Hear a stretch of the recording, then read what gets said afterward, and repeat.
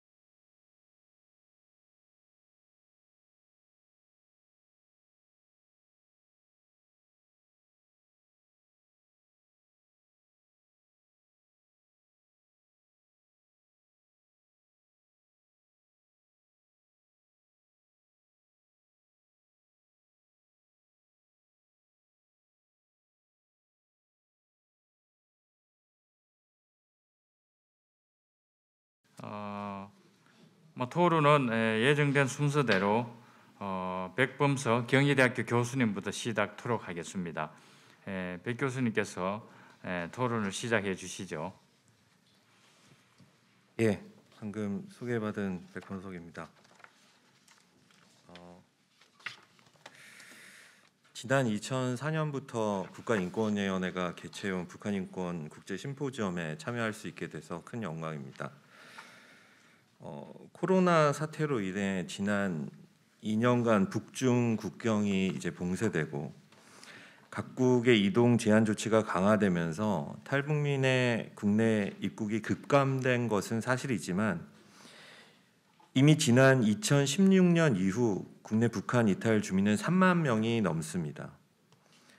또한 올해 통일부 자료를 보면 북한 이탈 주민 전체에서 여성이 차지하는 비중 역시 꾸준히 증가하여 현재 70%를 넘게 차지하고 있다고 합니다.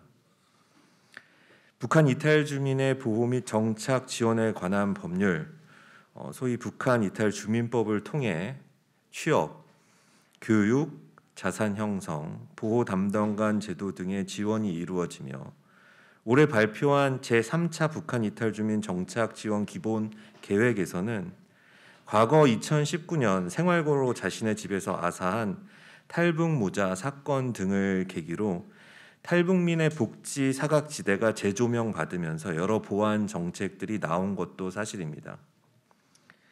북한 이탈 주민 보호센터 역시 조사 중심에서 보호 중심으로 운영 개념을 전환하겠다고 밝히면서 잠재적 범죄자라는 전제에서 벗어나 인권보호관을 통한 상담 제도를 두는 등 정 과정에서 인권이 강조되고 있는 것도 부인할 수 없습니다. 그러나 북한 이탈 주민이 국내 정착 과정에서 겪는 오늘 앞서 들으신 세 분의 경험담처럼 우리 사회의 편견과 차별은 여전하다고 생각합니다. 정치적, 사회적 이념이나 경제적 이해관계에 따라 탈북민들이 배제되고 통제되며 낙인 찍히고 대상화되어 이용되고 벌어지는 사건들은 지속적으로 제기되어 왔기 때문입니다. 물론 3만 명이 넘는 북한 이탈 주민이 정착하는 과정에서 겪는 인권 문제에 대해 일괄적으로 말하기는 어려울 것입니다. 각자의 탈북 동기나 배경도 다르고 처한 상황이 각기 다를 수 있기 때문입니다. 한편으로는 그렇기 때문에 일반화의 오류 내지 선입견에 갇히지 말아야 한다고 생각합니다. 즉, 인권을 전면에 두고 정책을 세운다면 적어도 인권적 시각에서 인권 문제를 보아야 한다는 것입니다. 여러 객관적 지표상으로 보아도 북한 이탈 주민의 상황은 다른 일반 국민 평균보다 못한 것이 사실입니다. 이들은 우리 사회에서 여전히 사회적 약자이고 소수자입니다. 따라서 제도적 지원보다 더 중요한 것은 공동체 구성원으로서 함께 살아갈 수 있도록 편견과 차별을 없애는 것일 수 있습니다.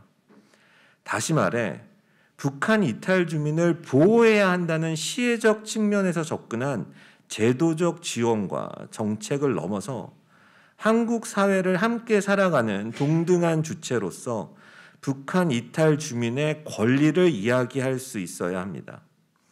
예를 들어 남한 주민과 비교하여 실질적으로 동등한 기회 보장이 주어지기 위해서는 헌법 제11조 평등 원칙에 기초하여 적극적인 평등 실현 조치가 통합적으로 고려되어야 합니다. 이미 북한 이탈 주민법에서 많은 내용을 담고 있고 국민연금법, 중등교육법 등 특례 조항이 있는 법률이 있습니다. 하지만 기존 특례 조항의 경우에는 그것으로 충분한지 다른 문제점이 없는지 정치하게 살펴보아야 하며 이러한 규정이 없는 다른 국내 특별법의 경우에도 입법 개정이 필요한지 여부를 정부가 선도적으로 면밀히 검토할 필요가 있습니다. 이미 북한 이탈 주민법은 사안에 따라 다문화 가족 지원법, 노숙인 지원법보다 사회적 기본권 실현 수준이 낮고 기본권 행사도 용이하지 않다는 연구 결과가 있어 왔습니다. 제가 공부하고 있는 국제인권법 역시 법의 평등한 보호를 받을 권리가 어떠한 차별 없이 모든 사람에게 보장할 것을 요구하고 있고 여기서 법의 평등한 보호를 받을 권리란 개별 국가가 입법을 통하여 법 내용상의 실질적 평등을 실현하도록 요구하는 것을 의미합니다. 같은 맥락에서 오랜 시간 차별을 야기해온 상황을 교정하고 과거의 차별을 보상하거나 실질적인 평등을 지원하기 위한 조치를 취하는 것은 시혜적 차원에서 결정되는 것이 아닌 권리적 차원에서 실질적 차별을 바로잡기 위해 국가가 해야 할 법적 의무라고 주요 국제 인권 조약은 공히 규정하고 있습니다. 오늘 이 자리에는 북한 이탈 주민 정착 과정에 대한 전문적 소견을 가진 선생님들이 토론자로 나와 계시기에 이러한 식견이 부족한 제가 구체적 이슈에 대한 의견을 드리기보다는 인권법과 관련한 한 가지 법적 이슈를 제기하는 것으로 저의 토론을 마치고자 합니다. 대한민국 국민으로서 북한 이탈 주민의 입출국에 관한 부분입니다. 헌법 제3조 대한민국은 한반도와 부속도서로 한다는 영토 조항에 의하여 북한 주민과 북한을 자발적으로 이탈하여 제3국에 체류하고 있는 탈북자는 국내법상 대한민국 국민에 해당하며 이러한 국내법적 근거에 의하여 북한 이탈 주민이 한국 국민과 동일한 법적 권리와 의무를 가짐은 주지의 사실입니다. 다만 실무상 우리 영토이지만 실효적 지배가 불가능한 북한 내의 주민들이나 기타 제3국에 체류하는 북한 주민들에 대해 우리의 국내법적 주장은 통용되지 않을 가능성이 더 높아 보입니다. 그래도 최소한 우리의 실효적 관할권 행사가 가능한 우리의 영토 내로 북한 주민이 입국했을 경우에는 헌법에 근거하여 국민으로서의 법적 지위 부여는 충분히 실현될 수 있어야 합니다. 다시 말해 같은 법리적 기초에 근거하여 예를 들어 우리의 영토이자 실효적 관할권을 행사하고 있는 북방 한계선 이남으로 내려온 북한 주민도 원칙적으로는 우리의 국내법 체계에 온전히 들어온 것이기 때문에 우리 국민으로 간주될 수 있다는 것입니다. 따라서 출입국 관리법이 대한민국 국적을 가지지 아니한 사람을 외국인으로 일정한 경우에 강제 퇴거시킬 수 있도록 규정하고 있지만 대한민국 국민으로 간주되는 북한 주민의 경우 대한민국에서 강제 퇴거시킬 수는 없습니다. 물론 헌법에 의해 원칙적으로 우리 국민으로 인정돼야 하는 북한 주민이 우리 영토에 들어갔다고 해서 항상 우리 국민으로 취급되는 것은 아닙니다. 예외적으로 남북 합의에 의해 입경한 북한의 공식 내지 비공식 대표단 일원은 물론이거니와 표류 중에 떠내려온 선박 내 어민들이 북으로 다시 송환을 요청하는 경우에는 그들의 자유의사 존중 및 인도주의 차원에서 전원 송환하는 것이 우리 정부의 일관된 관행이었습니다. 하지만 그들의 자유의사로 남한에서 우리 국민으로 살기를 원하는 자들에게는 우리 헌법과 그들의 자유의사 존중 차원에서 전부 수용하는 것이 또한 우리 정부의 확립된 기본 원칙이었습니다. 그리고 이러한 내용을 실정법으로 상생히 규정해 놓은 것이 바로 북한 이탈 주민법입니다. 동법 제3조에 의하면 이 법은 대한민국의 보호를 받으려는 의사를 표시한 북한 이탈 주민에 대하여 적용한다고 규정하여 보호 의사 표시 내지 보호 요청, 소위 귀순 의사가 존재하는 한 우리 정부는 기본적으로 해당 조항에 따라 동법을 적용하여 이들에게 특별히 보호와 지원을 제공해야 할 법적 의무가 있습니다. 즉 귀순 의사를 밝혔음에도 북송시켰다면 이는 국내법 위반에 해당한다는 것입니다. 물론 진정한 귀순 의사가 있었는지 여부에 대한 부분을 고려해야 할 터이지만 기존의 우리 관행을 보면 설사 간첩으로 발각되더라도 우리 국민으로서 국내에서 처벌하고 간첩이 무사히 잠입했음에도 추후 심경 변화가 생겨 귀순 의사만 표시하면 그 의사를 존중해 왔음은 부인할 수 없는 사실입니다. 더 나아가서 설사 탈북 동기가 자신이 저지른 범죄에 대한 처벌로부터 도피라고 하더라도 그것이 귀순 의사의 진정성을 저해하는 것으로 해석하지 않는다는 것이 지금까지 헌법 및 관련 국내법에 따른 국가 실행이었다는 것입니다. 또한 북한 이탈주민법 제9조는 보호 결정의 기준에 관한 조항으로 보호 대상자에서 배제할 수 있는 북한 이탈주민, 즉 비보호 대상자를 결정하는 기준 6가지를 제시하고 있습니다. 그러나 여기서의 비보호 결정도 해당 법에 근거한 정부의 다양한 정책 지원, 정착 지원 대상에서 배제함을 결정하는 것으로 우리 국민의 한 사람인 북한 이탈 주민으로 이 법이 일단 적용된다는 사실을 변경하는 것은 결코 아닙니다.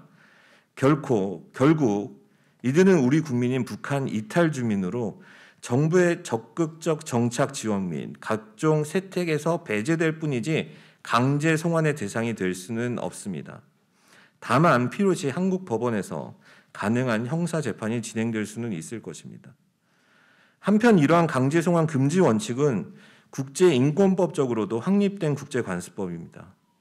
예를 들어 우리나라도 당사국인 고문방지협약 제3조는 강제 송환 금지 원칙을 규정하고 있습니다. 여기에는 난민지위 협약상의 강제 송환 금지 원칙과 달리 예외 조항이 존재하지 않으며 그 대상이 난민일 필요도 없고 그냥 인간이면 다 적용받게 됩니다. 다만 제3조 2항의 내용을 고려하여 1항의 고문받을 위험에 대해서 평가해야 됩니다. 하지만 북한의 경우 이미 유엔 인권이사회 및 총회 결의에서 매년 확인되는 바와 같이 북한에서의 고문 및 기타 비인도적 처우는 주요 인권 침해 사안으로 지적되어 왔습니다. 따라서 남한으로 귀순을 시도한 행위 자체는 단순한 살인범 이상의 정치범으로 취급될 가능성이 높다는 점을 고려하면 탈북민의 의사에 반하여 송환하지 말아야 할 정부의 법적 의무는 국제인권법적으로도 분명합니다. 국내법적으로도 우리 국민으로 간주되는 북한 주민을 강제 송환하면 안 되지만 설사 국내법상 다른 해석이 나오더라도 국제인권법의 관련 규정들은 강제 북송을 금지하고 있다는 것입니다. 한편 지금까지 논의와는 반대되는 상황도 생각해 볼 수 있습니다. 국내 입국 당시에 자유의사를 확인하고 보호 결정을 내린 이상 현행법상 북한 이탈 주민은 우리 국민으로서 추후 해당 탈북민이 자의로 북송을 요청하더라도 이는 실정법상 불가능합니다. 그러나 이것은 개인의 거주 이전의 자유를 핵심 인권으로 보장하는 국제인권법에는 반할 수 있습니다. 세계인권선언 제13조는 모든 사람은 자국 내에서 이동과 거주의 자유가 있고 자국을 포함한 어떤 국가에서도 떠날 권리와 또한 자국으로 돌아올 권리를 가진다고 규정하고 있고 자유권규약 제12조 2항도 동일한 규정을 두고 있습니다. 이와 같이 국내법과의 충돌 문제를 해결하기 위해 안보 차원의 정당한 제한 사유가 존재하지 않는 한 조화로운 방향에서 새로운 입법 내지 정책 마련이 이제는 우리 사회에도 요구된다고 할 것입니다. 이것으로 토론을 마치겠습니다. 감사합니다. 네, 잘 들었습니다. 북한으로부터 이탈한 주민들도 역시 우리 헌법이나 국내법이 하면은 우리 국민으로서 보호받아야 되고 국제인권법적으로도 북송이 금지된다 하는 그런 내용의 발표였습니다. 감사합니다. 다음은 김수함 연구위원님께서 발표해 주시겠습니다. 예, 방금 소개받은 통일연구원의 김수함입니다. 사실 발표문이 없어서 어떻게 토론할까 고민하다가 그 기존의 학계나 아니면은 논의에서 북한 이탈 주민의 정착 과정에서 인권 문제와 관련해서 고려돼야 될 기존 연구나 아니면 지금 현재 현황을 제가 정리하고 또 그 속에서 어떤 부분을 좀 더 짚고 넘어가야 될지라는 방식으로 토론문을 준비했습니다. 그래서 아까 우리 조현정 선생님께서 얘기하신 몇 가지 핵심 포인트가 있는데 사실은 동아주의적 관점을 넘어서서 상호 존중의 어떤 정책 방향이 사실은 가장 인권적인 측면에서 중요한 요소라고 생각을 하고요. 그런 점에서 어떻게 우리가 이 인권 문제를 바라봐야 될지 아주 중요한 포인트를 지적해 주셨다고 생각을 하고 또 두 번째 포인트는 북한 이탈 주민 자신의 인권 감수성과 함께 북한 이탈 주민을 바라보는 우리 기존의 대한민국 국민들의 인권 감수성의 두 가지 포인트를 잘 지적을 해주셔서 감사를 드립니다. 첫 번째가 제가 이제 그 기존의 연구와 제 생각을 같이 정리한 부분은 북한 이탈 주민의 인권과 관련돼서 어떤 요소를 봐야 되냐 하는 부분은 복합적인 요소가 작용한다는 것이죠. 첫째는 북한 내에서의 어떤 형성된 인권 인식입니다. 뭐 잘 아시겠지만 북한은 천부적 인권보다는 어떤 우리식 인권을 상당히 강조하죠. 주체 사상에 기반을 둔 그런 어떤 교육을 통해서 인권을 바라보는 시각이 형성돼 있는 측면. 두 번째는 이제 북한 내에서 실제로 인권 침해를 경험했거나 목격했거나 들었거나 하는 그런 이 북한 내에서 인권 침해에 대한 경험. 그다음에 이제 탈북 과정에서 그다음에 중국 내 특히 체류 과정이나 동남아를 거쳐오는 과정에서 인권 침해를 경험하거나 목격하거나 들었던 사실들. 그다음에 특히 가장 중요한 부분은 이러한 세 가지 요소가 기반으로 있으면서 남한 내에서 정착 과정에서 인권에 대해서 어떻게 본인이 침해당하고 있다고 느끼냐 하는 것이 가장 큰 부분이 이제 계속 세 분 다 말씀하셨지만 차별과 편견의 부분이라는 것이죠. 그래서 잘 아시겠지만 뭐 아까 우리 조현주 선생님도 얘기했듯이 소위 중국 내에 있는 과정에서의 어떤 그 신분 불안으로 인한 심리 불안, 그다음에 그 체포나 송환 이후의 처벌, 그다음에 중국 체류 과정에서 인권 침해 이런 것들이 상당히 우리 정착 과정에서도 지속적으로 영향을 미친다는 것들을 고려해야 될 것 같고요. 그다음에 이제 물론 북한 이탈 주민 합심해서 보호 센터로 이름을 바꾸어서 이제 정책을 바꾸긴 했지만 그런 부분들이 상당히 좀 정책적인 지체 현상이 있다고 보고 이런 조사 과정이나 그다음에 이제 하나원에서의 어떤 정착 교육 과정, 사회 정착 과정에서의 어떤 차별 편견 이런 것들이 복합적으로 작용하지 않느냐 하는 부분이고 아까 조현조 선생도 얘기했지만 소위 연구가 없기 때문에 남한 내에서 인적 자본이 상당히 결여돼 있는 소수자 그룹 이라는 것이고 또 남한 내에서 바라보는 어떤 부정적인 인식들이 여전히 이제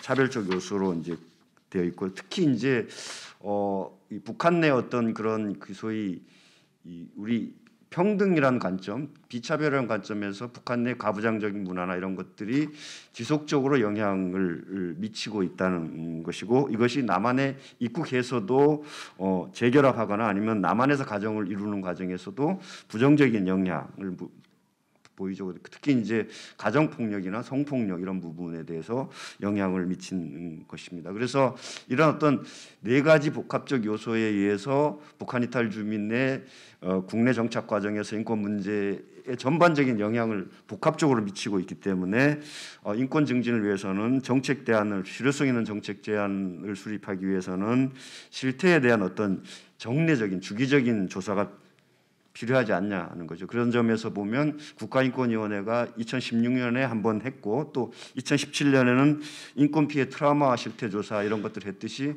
이 국가인권위원회가 중심이 돼서 관련 기관 하나원이나 통일부 정착지원과나 남북하나재단이나 지역적응센터 하나센터와 같은 다양한 기관들과 협업해서 이런 체계적인 어떤 정례적인 어떤 실태 조사가 필요하지 않겠냐 하는 것이고 아까 이제 잠깐 우리 얘기를 했지만 그 조사 대상에서 어떤 우리가 같이 더불어 살아야 될 이웃이고 국민이기 때문에 심리 및 치유 이런 것들이 상당히 강화돼 가야 된다. 이런 것들이 이제 우리가 좀 더 두 번째로 짚고 놀아가야 될 부분입니다. 이런 것들이 결국은 아까 탈북 과정이나 북한 내 이런 과정들이 상당히 우리 이 남한 정착 과정에서 심리적인 불안이나 외상 후 스트레스라든가 우울, 불안, 불면 이런 것들 정신적인 어떤 그 이 문제를 유발하는 동시에 이런 정신적인 문제가 신체화돼서 몸이 계속 아픈 그런 부분까지도 연결되고 있기 때문에 그러한 부분들에 대한 체계적인 어떤 그 조사나 아니면 이런 것들을 대한 치유나 이런 것들을 우리가 좀 더 고민해야 되지 않겠냐 이런 거죠. 그러니까 북한 이탈 주민이 겪고 있는 이런 정신적인 건강 실태는 개인적인 요인이라기보다는 아까 우리 조현도 선생도 잠깐 그런 얘기 하던데 사회 구조적인 어떤 요인이라는 점도 염두에 두고 우리가 접근해서 이러한 부분에 대한 어떤 보다 전문적이고 체계적인 시스템을 만들어 가야 되지 않겠냐 하는 거죠. 그래서 이 차별감을 많이 경험할수록 우울이나 불안과 같은 스트레스를 많이 느끼는 것으로 이 연구 결과들도 나오고 있기 때문에 그런 부분이죠. 차별은 무시당한다 느낌, 울분 이런 것들로 이렇게 계속 발전돼 심화되기 때문에 그런 부분들을 좀 더 우리가 좀 더 그 세밀히 들여다보고 가야 되지 않냐. 그래서 보면 이제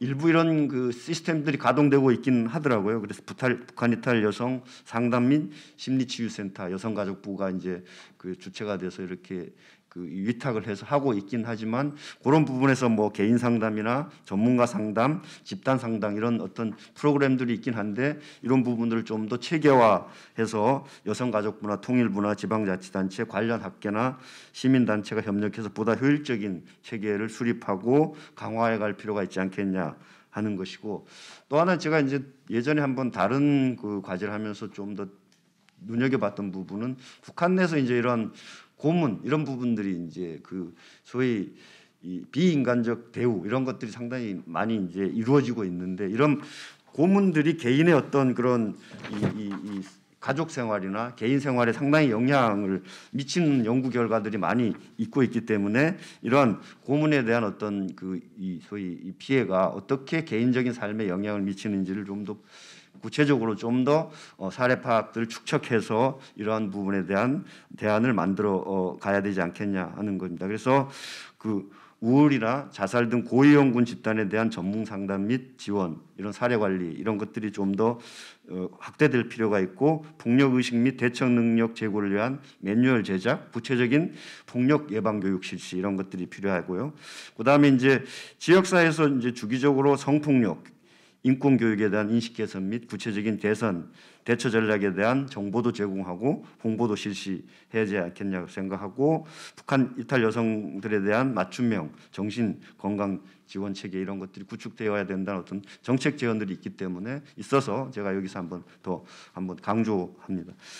세 번째 포인트는 이제 인권 교육의 측면이다. 북한 내에서 받고 있는 인권 교육이나 인권 인식 수준들을 고려할 때 보다 체계적인 어떤 인권 감수성을 제고할 수 있는 그런 교육 프로그램들이나 체계들이 강화되어야 될 것 같다는 것이죠. 그래서 이 조사해 보니까 이제 하나원에도 이제 그 교육 과정을 통해서 성평등 관점 및 통합 교육이라 해서 17시간을 하고 있더라고요. 그래서 거기서 여성 인권과 양성 평등, 그다음에 성폭력, 성매매 예방 교육 이런 것들을 실시하고 있는데, 이런 것들이 이제 지속적으로 좀 연계돼서 가야 되는데, 그 사회 차원에서 보면 한국 양성평등교육진흥원에서 북한 이탈 주민 여성평등 및 인권보호 교육 프로그램을 운영을 하고 있더라고요. 그래서 이런 부분들이 좀 더 체계적으로 연계돼서 북한 이탈 주민들이 아까 그 우리 두 번째 발표하신 분이 그런 어떤 심리적으로 정말 그 위압감과 그 자괴감을 느꼈던 이런 부분들에 대해서 어떻게 대처해야 되고, 이게 어떤 것이 문제 있고, 이런 것들에 대한 인권 감수성을 제고할 수 있는 그런 이 노력들이 필요하지 않겠냐, 그렇게 생각을 합니다. 그래서 일단 이런 북한 이탈 주민을 대상으로 하는 인권 의식을 제고하는 프로그램이 확대될 필요가 있고, 그래서 이제 그 특히 북한 이탈 주민 인권 증진 종합 계획 수립 및 인권 증진 중점 과제를 선정해서 체계적으로 이거를 실행하는데, 이런 부분들은 아마 다른 부처에서보다는 국가인권위가 이런 부분들을 좀 더 중심적인 역할을 해야 되지 않을까 생각합니다. 그래서 국가인권위가 해야 될 역할은 정례적이나 체계적인 실태 조사와 그리고 하나원을 포함해서 이 사회에서 이루어지고 있는 북한 이탈 주민 대상 인권 관련 감수성 프로그램, 아니면 치유 프로그램 이런 것들을 종합적으로 좀 더 파악을 해서 이게 어떻게 좀 종합적으로 조정되고 관리되어 가야 될지, 이런 부분들이 지금 거의 안 되고 있는 걸로 저는 보고 있기 때문에 그런 부분에 대한 노력들이 필요하다. 특히 아까 우리 다시 한번 강조하면 조윤선 선생님이 잘 지적했듯이 우리 사회 대상 북한 이탈 주민 반편변 교육이라든가 통합된 인권 교육이 같이 맞물려서 확대돼 가야 되지 않겠냐 하는 거고요. 마지막으로 잠깐 말씀드릴 부분은 청소년에 대한 인권 보호 강화 부분입니다. 이 부분은 아마 저보다 더 전문가가 있어서 제가 그냥 그 언급만 하고 넘어가려고 그러는데, 아마 이제 그 2014년부터인가 겁니다. 아마 그 북한 이탈 청소년보다 제3국 출생 아동들이 훨씬 더 비율이 높아진 거고, 2016년은 보면 확 늘어나고 지금은 더 훨씬 늘어나고 있는데, 특히 이제 북한 출신 청소년에 대한 교육에도 여러 가지 이제 보완될 점이 있겠지만 제3국 출생 아동에 대한 부분은 상당히 심각한 거죠. 정서적인 측면, 그러니까 특히 엄마랑 오래 떨어져 있던 정서적인 측면, 그다음 두 번째는 이제 언어적인 측면, 우리말을 잘 못하든가, 그다음에 마지막으로 정체성 측면이죠. 이게 한국인인가 중국인인가, 북한 3자의 어떤 복합 쪽에서 가고 있기 때문에 이 제3국 출생 아동들에 대한 정책 방향이 일정 부분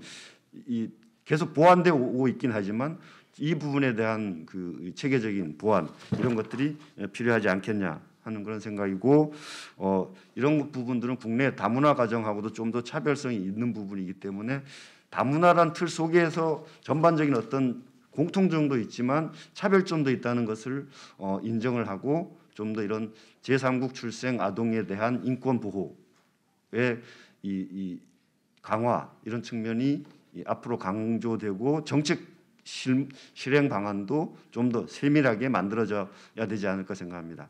이상으로 제 토론을 마치겠습니다. 네, 수고하셨습니다. 탈북민이 참 북한에서 겪은 어떤 그런 비인권적 상황에서의 그런 것을 우리 한국에 와서 잘 치유할 수 있도록 상담 및 심리 치유가 좀 잘 진행돼야 된다 하는 그런 요지에 좋은 말씀하셨고, 인권 교육의 중요성도 강조하셨고, 또 마지막으로는 청소년에 대한 인권 보호 강화, 이 점에 대해서도 좋은 말씀을 해주셨습니다. 네, 그러면 다음으로 김지연 운영위원님 토론문을 듣도록 하겠습니다. 네. 네, 안녕하세요. 한의사 김지윤입니다. 저도 뭐 인권 전문가도 아니고 연구자는 또 더욱더 아닙니다만, 제가 이 자리에 나온 이유는 아마 제가 북한 이탈 주민이기도 하고, 또 그동안 뭐 여러 가지 상황들이 있었기 때문에 아마 이 자리에 나오지 않았나 싶고요. 저는 그냥 개괄적으로 제가 어떤 이 인권 부분에 대해서 연구해봤거나 하는 부분은 없습니다만, 그냥 제가 생각하는 부분들에 대해서 개괄적으로 좀 말씀드리겠습니다. 대한민국에 입국한 지금 현재 세터민이 2021년 6월 말 현재 33,744명입니다. 조금 더 들어왔다 해도 지금 한 3,800명 정도, 4만 명이 좀 안 되는데, 해방이 돼서 40년 사이에 대한민국에 입국한 세터민이라는 그 칭호를 붙일 수 있는 사람들이 한 680명이었던 걸로 알고 있습니다.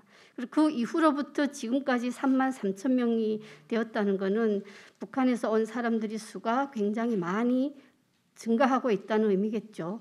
이러한 의미는 북한으로부터 한국으로 이주해 와서 살고 있는 세터민들이 대한민국 정착적인 문제도 있지만, 이 많은 사람들이 이 사회에 섞여서 살아가고 있기 때문에 이 사회와의 안정, 통합 이런 것에도 상당한 시사한 바가 있지 않을까 싶습니다.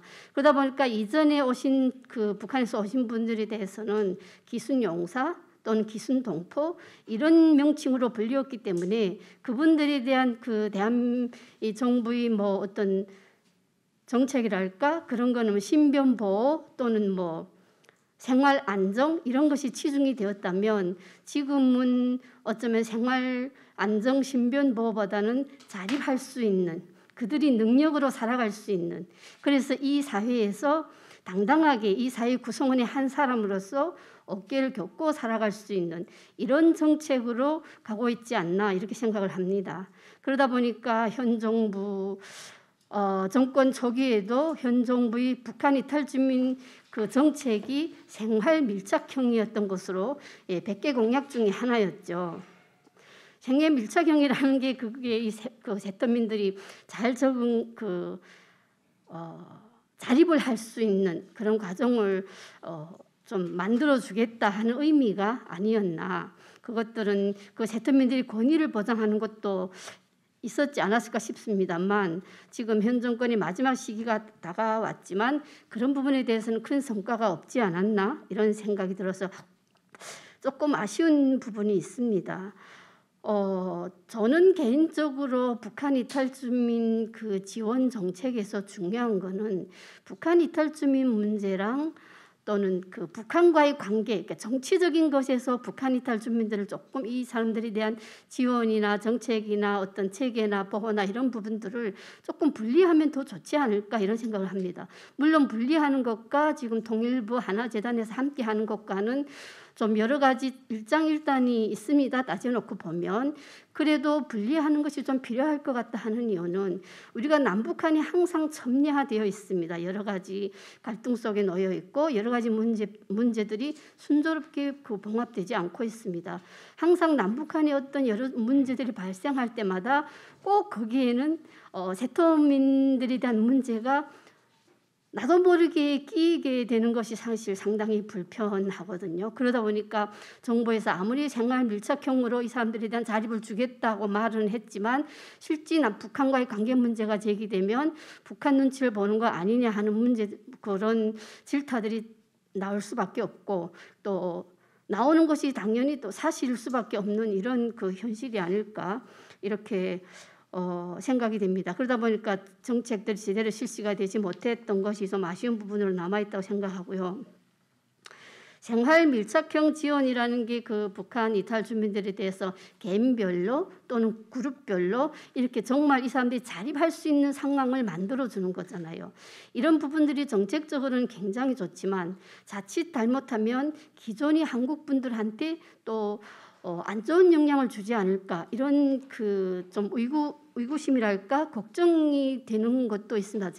저 같은 세터민이 입장에서는 왜 한국에도 어렵게 사는 사람들이 많은데 그들만을 도와줘야 되느냐 이런 말들이 당연히 나오게 되거든요. 그래서 저는 이런 정책 실현에서 한국 국민들과 세터민들과의 상호 이해, 존중 이런 것들이 필요하지 않을까 싶습니다. 앞에서도 여러 세터민들께서 나오셔서 탈북 과정, 정착하는 과정, 어려웠던 상황들을 많이 말씀하셨습니다. 굉장히 많이 저는 공감을 하고요. 때로는 조금 안타깝고 속상하기도 했었습니다. 근데 이거는 우리 세터민들이 느끼는 감정이고요. 한국 분들이 그걸 다 받아들이고 다 느끼기에는 쉽지 않습니다. 왜? 겪어보지 못했으니까요. 근데 이런 어차피 근데 한국 사회에서 남북한 북한 이탈 주민들과 한국 국민들이 함께 살아야 됩니다. 그 아픈 그 지난 그 과정에서 있었던 일들을 다 이해하지는 못하더라도 어떤 상황 속에서 이 사람들이 살고 있느냐 하는 정도는 조금 알 필요가 있지 않을까 싶습니다. 남한 국민들한테 북한에서 왔다는 것 때문에 우리가 뭐 도와주고 돌봐줘야 된다 하는 존재로 인식되기 시작하면 세터민이 고추장스럽죠. 이 사회에 계속 도와줘야 되는 존재, 이 사회의 짐 이런 인식이 들 수밖에 사실은 없거든요. 오히려 그렇게 되기보다는 이 사람들이 잘 정착하면 남북한 관계 문제에서 큰 일을 할 것이고 또 북한 개혁 개방에서도 이 사람들의 역할이 있을 것이다 하는 그런 인식을 좀 심어주는 그런 분위기가 조성되면 좋겠다 하는 아쉬움이 항상 있죠. 이런 아쉬움을 생각하면 늘 언론에 대해서 생각을 하게 됩니다. 늘 언론에 비춰지는 세터민들과의 관계들은 그런 모습들을 대한민국 1만 국민들은 보게 되고 느끼게 되고 생각하게 되고 판단하게 되겠죠. 그렇기 때문에 언론이 세터민들에 대해서 보도를 할 때 이거는 제가 세터민이어서 그런지는 모르겠습니다만 좀 좋은 모습이 많이 보도됐으면 하는 바람이 사실은 있습니다. 그냥 조금 지역적인 거 또는 뭐 이슈화 시킬 만한 거 이런 것들만 위주로 보도가 만약 경우에 계속된다면 세터민들이 한국 사회에 잘 정착해야 돼. 먼저는 통일이야. 우리가 통합해야 돼. 말만 100번 해도 아무런 그 현실 속에서는 이루어지지 않을 것 같다는 생각이 들기 때문에 필요하다고 생각이 되고요. 또 북한 이탈 주민도 마찬가지입니다. 낯선 사회에서 적응하는 거 쉽지 않습니다. 이제 여러 선생님들께서 말씀하시는 거 들었죠. 굉장히 어려운 과정을 거쳐서 이 땅에 왔습니다. 잘 정착을 하고 싶지만 이 사회 시스템이 녹록지 않습니다. 어려운 게 많죠. 그렇다고 해서 우리가 이 사회에 와서 우리 이렇게 어렵게 왔으니까 이만큼 해줘야 되는 거 아닙니까? 이렇게 말하는 건 절대로 아닙니다. 그래서 세터민들도 이 사회 국민으로서 살아가기 위한 노력이 저는 필요하다고 생각을 하고요. 그 노력에 조금 못 미치는 부분이 있으면 정부나 사회단체나 기타 교육이나 이런 과정을 통해서 보충을 해줘야 된다고 생각을 하고요. 말씀드렸지만 저는 북한 이탈 주민입니다. 북한에서 인권이라는 말 들어보지 못했고요. 당연히 인권 교육이라는 것도 받아보지도 못했고 인권이라는 그 단어를 한국에 와서 들으면서 대략적으로 뭐 인간의 권리겠지 이렇게 알고 처음에는 있었습니다. 물론 지금은 어느 정도 알고 있습니다만 아마 대다수의 세터민 분들께서 인권에 대한 개념이 정확하다는 표현이 좀 어떨지 모르겠지만 인권에 대한 개념이 풍부하지는 않을 것 같습니다. 그래서 저는 세터민들한테 인권에 대한 교육이 필요하지 않을까. 이제 그 김수함 연구원님께서도 말씀을 해주셨는데요. 그 교육을 통해서 인권이라는 게 뭐고 내가 어떻게 할 때 인권 침해를 받는 것이구나 하는 게 알게 할 필요도 있고요. 또는 우리가 침해받는 것만 생각하면 안 되죠. 알게 모르게 내가 다른 사람한테 인권적인 그 침해를 가할 수도 있는 거잖아요. 그러니까 이런 것도 주의해야 된다 하는 교육이 당연히 필요하다고 생각을 하고요.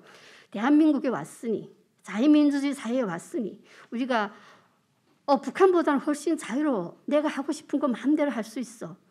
이게 사실은 우리가 가질 수 있는 권리이긴 하지만 우리가 사회관계 속에서 살아가는 사람들이 한테는 권리만 있는 건가요?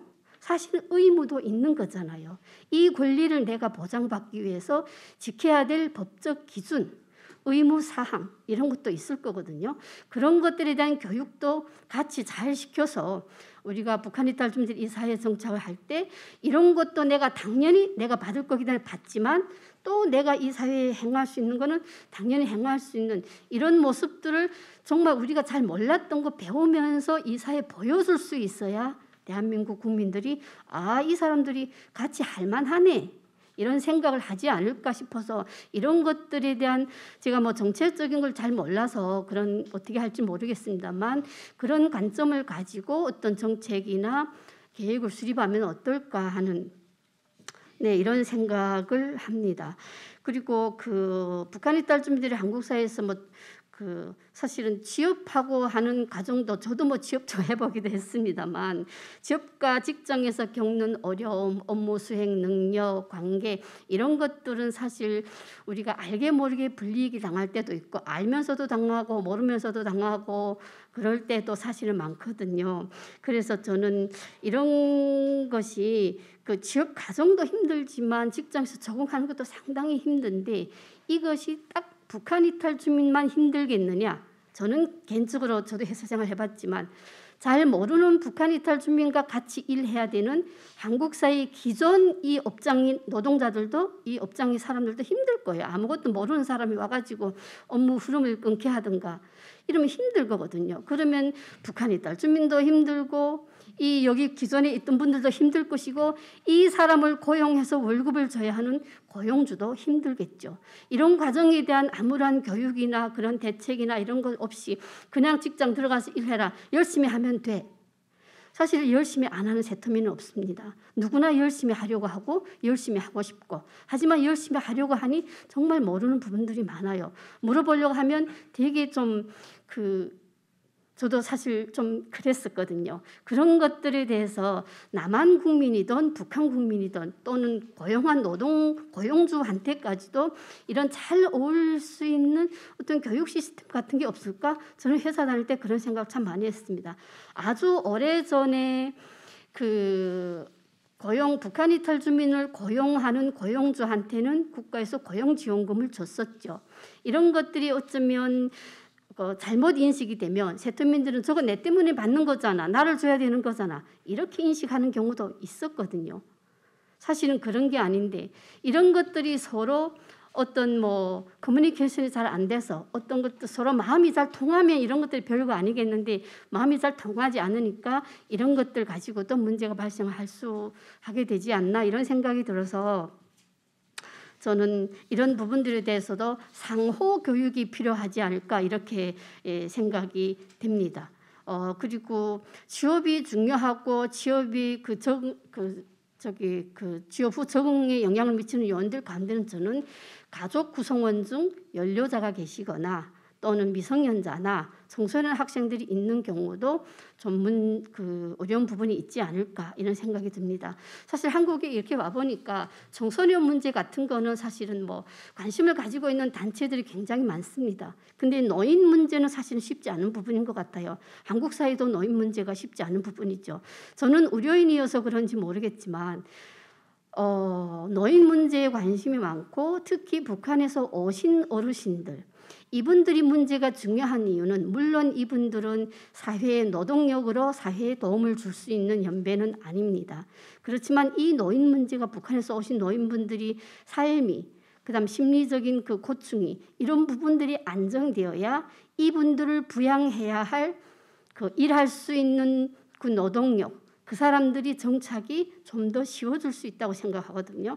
그래서 10년 전부터 이 노인분들에 대한 이런 시스템을 좀 따로 만들면 어떻겠느냐 하는 제의를 수없이 했지만 네, 그냥 듣는 자리만 있었을 뿐 그것이 해결되는 자리로 이어지지는 않더라고요. 그런 부분이 좀 사실 많이 안타까웠습니다. 지금 현재 일하는 사람들, 직장 다니는 사람들 잘 적응하세요. 열심히 하세요. 말만 하지만 그 사람들이 삶 뒤쪽에 있는 사람들이 삶이 너무나도 어려운데 어떻게 이 지금 현재 현장에 있는 사람들이 편안한 마음으로 일을 할 수 있을까? 이런 걸 생각하면 저는 가장 큰 부분 중에 하나가 노인 문제가 아닐까. 저는 이것도 방법이 저는 사실 개인적으로는 있다고 생각합니다만 그런 부분이 다 말할 수 있는 부분이 아니어서 아무튼 그렇습니다. 그래서 제가 뭐 어떤 인권에 대해서 어떤 정책적인 거 이런 것들을 다 말씀드릴 수 없지만 저는 세터맨들이 자립적으로 이 사회에 정착을 하는 거는 매우 중요한 문제고 이 사회의 통합을 위해서도 중요한 부분이다.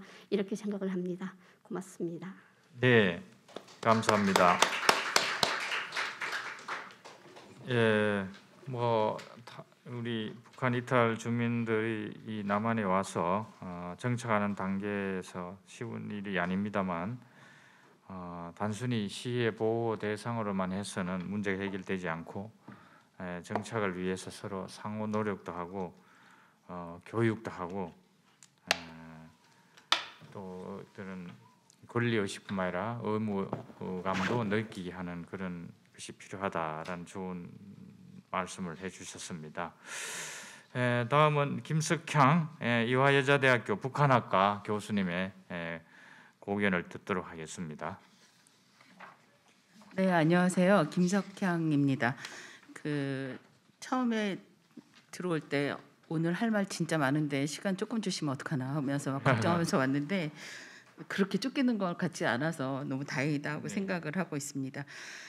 111쪽에 보시면 제가 써놓은 글이 있긴 있는데 이거 정말 강요에 의해서 왜냐하면 그러니까 발제문 없이 갑자기 그것도 토론물 쓰는 건지 몰랐거든요. 그런데 토론문 내라고 그러셔가지고 지금 와 보니까 안 내도 되더만 저는 또 숙제하는 심정으로 새벽에 막 일어나가지고 써서 보냈는데 사실 그 앞부분은 정말 별거 아닙니다. 왠지 이렇게 해야 될 것 같아서 숫자가 얼마가 되고 이런 거 좀 써놨는데 이미 다른 분들이 다 말씀하셔서 그거는 넘어가고요.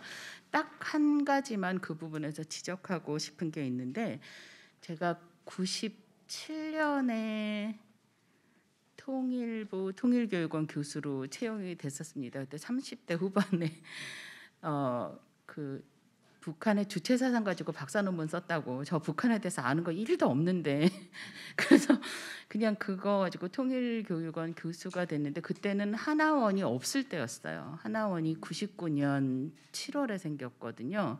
그러니까 하나원도 없는 상태에서 탈북하신 분들의 숫자도 얼마 안 되니까 그분들이 오시면 이제 하나원 교육과정, 그러니까 통일부 통일교육원 교육과정에서 이분들이 이제 증언을 해주실 때가 있었어요. 그런데 그때 혼자 두지 못하고 이렇게 사회자가 있어야 되니까 제가 그 사회자로 가서 얘기를 소개도 하고 안내도 하고 하면서 이제 초창기 탈북민들을 많이 만나봤죠.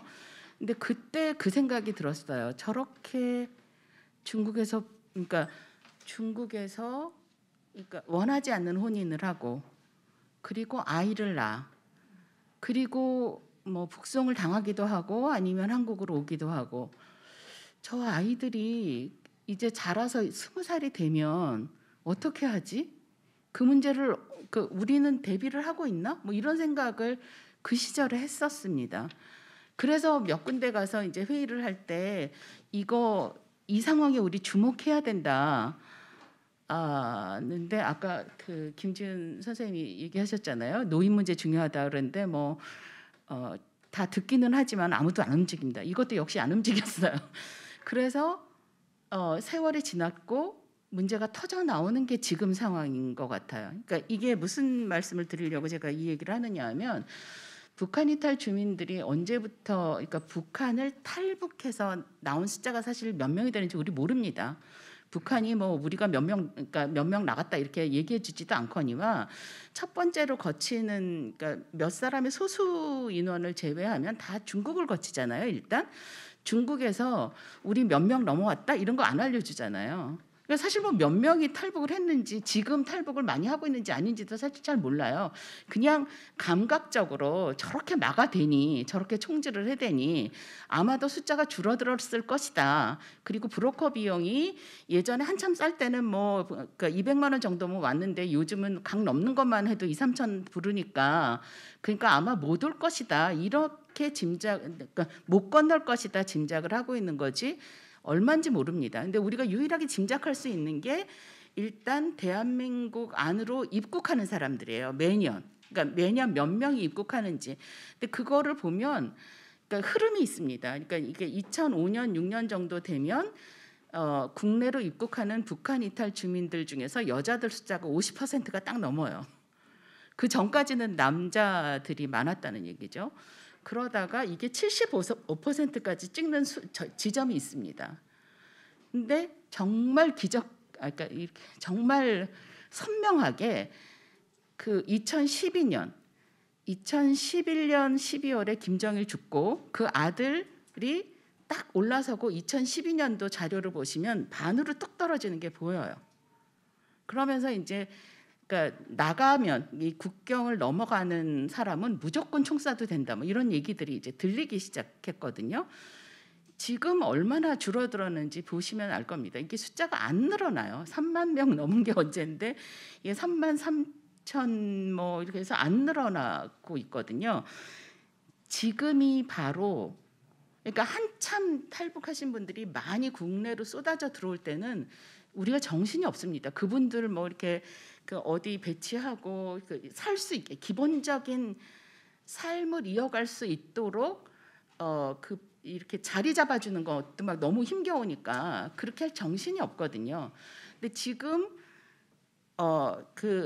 지금 바로 북한 이탈 주민들이 생애 과정을 통해서 어떤 인권적 그 수요가 있는지, 뭘 필요로 하는지 이거를 지금 좀 연구를 해주셨으면 좋겠습니다. 그러니까 북한 이탈 주민들이 백지 상태로 국내로 들어오는 게 아닙니다.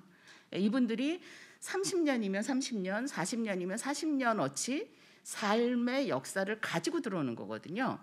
근데 그중에 일부는 북한에서 역사가 있는 거죠. 태어나서 총살하는 것도 보고 9살 때 10살 때 총살하는 거 봤어요. 이런 게 굉장히 놀라운 일인데 그게 아주 보편적으로 나타나요. 그리고 여자는 여자요? 여자가 어딜 감히? 이런 얘기 많이 하죠. 그러니까 제가 20대의 탈북민 여성들을 상대로 계속 물어봤어요. 결혼 안 하면 안 돼? 조금 늦게 하면 안 돼? 왜냐면 너무 안타까워서 계속 그 결혼해가지고 그 남자를 벌어먹여 살리느라고 자기 그 온 힘을 다 쏟는 거예요. 그래서 아니 결혼을 하지 말라는 게 연애만 해. 그리고 조금 늦게 하면 안 될까? 뭐 이렇게 얘기를 계속 하면 얘네가 뭐라고 그러느냐 하면 교수님 주인이 있어야 돼요. 그 얘기를 해요. 주인이. 그러니까 자기 주인이 있어야 된다는 거예요. 그래서 아니 네가 주인을 하면 되지. 그러니까 네가 주인하면 안 돼? 그랬더니 여자가 어떻게 주인을 해요? 여자가 어떻게 자기 삶의 주인이 돼요? 여자는 남자가 있어야지. 그러니까 남자가 주인인 거죠. 그러니까 어릴 때는 아버지가 주인이고 세상의 삼종지도를 그렇게 철저하게 하는지 몰랐어요. 북한이. 다 때려부신다 그러더니 전통은 다 때려부신다 그러더니 어릴 때는 아버지가 주인, 남편이 주인, 남편이 죽으면 아들이 주인이에요. 자기는 주인이 될 수 없어. 그러니까 제가 세대주거든요. 왜냐하면 저는 결혼한 적이 없어서 연애를 안 했다는 뜻은 아닙니다. 그런데 결혼을 못했어요. 어쨌거나 그래서 제가 주인인데 그런 거를 납득을 못하는 거죠. 근데 그런 삶의 역사를 가지고 있는 사람들이 중국에 가서 또 여자들의 삶이 너무 비참한 상태로 겪고 그다음에 오시는 거예요. 여기 와서 그러니까 탈북하신 아까 탈북하신 노인분들 얘기하셨는데 탈북하신 남자분 생각해 보세요. 한 25쯤 된 사람이 탈북해서 왔다고 칩시다. 이 사람이 본 여성관이 어떻겠어요? 이거를 생활 속에서 하는 거죠. 왜냐하면 자기는 보고 배운 게 그건데 어딜 여자가 감히 이 얘기를 직장 가서 한 거죠. 어느 여자가 그 꼴을 보고 참겠어요. 대한민국에서. 당장 뭐 이게 무슨 이게 북한 이탈 주민이라서 뭐 그 사람이 그걸 어떻게 알아요? 저 사람이 나를 여자라고 무시한 거죠. 그러니까 세상에서 차별이 북한 이탈 주민은 내가 북한에서 왔다고 무시하는구나 이것만 보시거든요.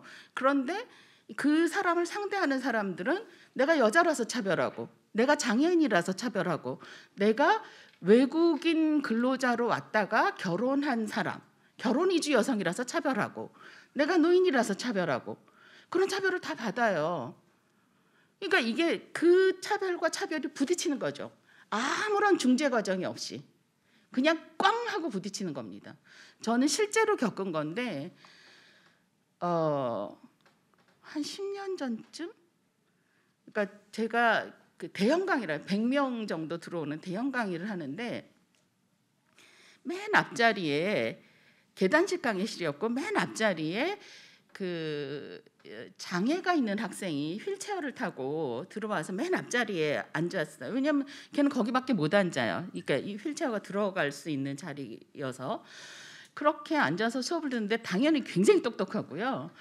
정말 성적은 뭐 그 탑 그러니까 1% 정도 성적이고 뭘 질문해도 굉장히 대답도 잘하고 이런 친구였는데 그 클래스에 탈북한 친구가 몇 명 있었어요. 근데 탈북한 친구들은 처음에 나한테 와서 첫 시간 끝나고 저는 북한에서 왔어요 하고 바로 얘기하는 친구도 있고 그 클래스가 다 끝나고 한 학기 지나고 성적 처리 다 할 때까지 말 안 하는 친구도 있습니다. 근데 주변에서 보면 다 알아요. 제가 북한에서 온 거를. 그러나 본인이 원하지 않는 것 같아서 표시하지 않고 있을 뿐이지 본인만 감춘다고 생각하는 경우가 많아요. 근데 어쨌든 이 친구는 적극적이고 자기를 잘 드러내는 탈북한 친구여서 저한테 그 첫 시간 끝나자마자 와서 자기는 북한에서 왔다고. 근데 알았어요. 저는 굉장히 예쁘게 생겼는데 그 북한의 화보집에 나오는 것처럼 예쁘게 생겼어요. 그렇게 꾸미고 와요. 그 색감이나 뭐 선택하는 게 굉장히 예쁜데 북한식으로 예뻤어요. 그래서 금방 알 수 있었어요. 저는. 근데 그 친구가 저한테 와서 뭐라 그러냐면 교수님 여기 좋은 좋은 대학입니까? 이렇게 물어봤던 것 같아요. 뭐 좋은 대학이야. 왜? 그랬더니 아니 좋은 대학에 어떻게 저 친구가 와 있냐는 거예요. 장애를 가진 사람은 대학에 올 수 없습니다. 그게 그 친구가 가지고 있는 얘기였어요. 그래서 쟤 굉장히 똑똑해. 너보다 성적도 좋아. 공부도 잘해. 너 모르는 거 있으면 쟤한테 가서 물어봐. 제가 더 잘 설명해 줄 거야. 약간 제가 화가 났던 것 같아요. 그 순간에. 이게 통제가 잘 안 돼요. 저도 안 되는데 이 상황을 모르는 사람들은 진짜 안 되거든요. 이게 지금 현실입니다. 그러니까 이런 요 과정, 이 사람들이 왜 그러는지를 알아야 대처를 할 거잖아요. 왜 싫은지를 알아야, 왜 나를 짐으로 여기는지를 알아야. 이게 서로 그렇거든요. 서로 왜 저 사람이 저렇게 나만 보면 피해 다녀? 사람은 영혼을 가진 존재이기 때문에 알아요. 저 사람이 나를 피하는 거. 근데 왜 그러는지를 알아야 되는데 각자 자기식의 해석을 하고 아무도 이 과정을 중재하지 않아요. 정말 꽝 터지는 거죠. 나는 아까 강 선생님 말씀하실 때 저거 그 김지은 선생님이 옆에서 저거 무고죄 아니냐 그래서 무고죄는 아닙니다. 왜냐하면 무고죄는 의도가 있어야 되거든요. 그러니까 그런데 의도는 없었던 것 같아요. 그 경찰은. 그 대신 민원은 넣을 수 있지 않을까요? 이런 얘기 그러니까 하고 있었습니다. 자, 여기까지 말씀을 드리고 제가 진짜 저 꼭 하고 싶은 얘기를 하기 위해서 그 세 분이 말씀하셨던 내용에 이게 선생 기질이라서 시간도 약간 있는 것 같고 하나씩 답변을 좀 해보고 난 다음에 진짜 중요한 얘기를 한마디만 해보도록 하겠습니다. 조현정 선생님이 말씀하실 때 본인은 사투리 없애려고 볼펜 물고 하고 보이스 트레이닝도 받고 그랬는데 그 답이 허다해 선생님이 발표할 때 나왔어요. 좋은 사장님이 너만의 매력이 있는데 뭐하게 그렇게 해? 뭐하게 남 따라 하려고 해? 그랬으면 좋겠어요. 북한에서 오신 분들이 자기가 가진 매력을 최대한 좋은 방향으로 드러내려고 노력하고 억지로 그냥 남 따라 하려고 하지 않았으면 좋겠어요. 근데 그게 굉장히 힘들어요. 그래서 북한 이탈 주민인 거를 드러내는 게 좋으냐, 그리고 저한테 물어보는 친구들이 많아요. 저는 개인적으로 드러내는 게 좋다고 생각해요. 그런데 그거는 지금 내 나이가 됐고, 그리고 나름 어느 정도 자신을 믿는 힘이 있어서 그런 것 같아요. 그러니까 본인이 아니라고 생각하면 안 해도 돼요. 억지로 기준을 만들어서 저 사람이 저렇게 하니까, 저 사람이 그렇게 하라고 하니까 내가 억지로 따라하지 않았으면 좋겠어요. 그냥 자기가 가진 모습을 드러내는데 남의 기준에 억지로 맞추려고 하기에는 인생이 너무 아까우니까 그렇게 안 했으면 좋겠고, 그리고 탈북민이라서 남보다 더 열심히 노력하고 남들이 한 걸음 걸을 때 나는 100걸음, 1000걸음 얘기를 하는데 저는 무슨 생각이 들었냐면, 저 60이 넘은 여성이거든요. 제가 20대 때 남자들하고 평가를 같이 받을 때 저런 생각했던 것 같아요. 그 시절에는 대졸 공채를 하는 기억도 없었어요. 여성은. 남자들은 골라서 갈 때, 여자들은 원서도 못 냈었거든요. 그러니까 제가 공부 쪽으로 길을 잡은 게 뭘 공부에 뜻이 있고 무슨 학문적 깊이가 있고 그런 전혀 아니고요. 어찌어찌 하다 보니까 취업을 뭐 할 때도 별로 없고, 그래서 대학원을 갔고 하다 보니 미국에서 장학금 준다 그래서 가서 공부하고 이러다 보니까 이렇게 인생이 된 거여서, 이게 남보다 자기만큼 그냥 열심히 했으면 좋겠어요. 그러니까 남보다 더 열심히 하시려고 하지 말고, 왜냐면 자기도 쉬어야 되거든. 사람은 누구나 어느 정도는 쉬어야 되거든요. 그러니까 더 열심히 하시지 말고 그냥 자신의 인권을 스스로 존중하시고 쉴 때 쉬고 즐겁게 지내고 열심히 노력하고.